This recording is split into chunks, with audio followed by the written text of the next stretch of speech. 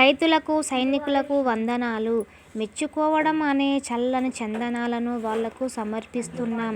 కష్టాన్ని దాచుకోని రైతులకు, ఎవరికీ తలవంచని సైనికులకు, దేశాభివృద్ధికి మూలాలైన ఈ గొప్పవారికి వందనాలు, అభినందనలు.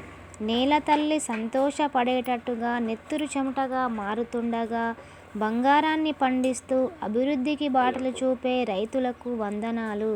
కంటికి రెప్పవలె, చేను చుట్టూ కంచెవలె, ఈ జన్మభూమికి కవచంవలె ఉండి కాపాడుతున్న ఈ గొప్ప వీరులైన జవానులకు వందనాలు.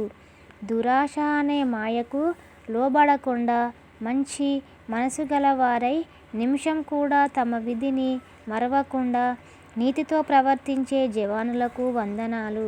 విరామం లేకుండా పంటలను పండిస్తూ ఇతరుల ఆకలి మంటలను చల్లారుస్తూ కష్టించి పనిచేసే రైతులకు వందనాలు.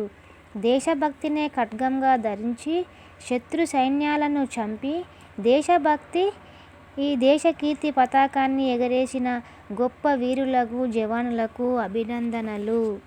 కంటికి కనురెప్ప, చేనుకు కంచె, ఇట్లా దేనికి ఎవరు రక్ష, ఇటువంటివే మరికొన్ని.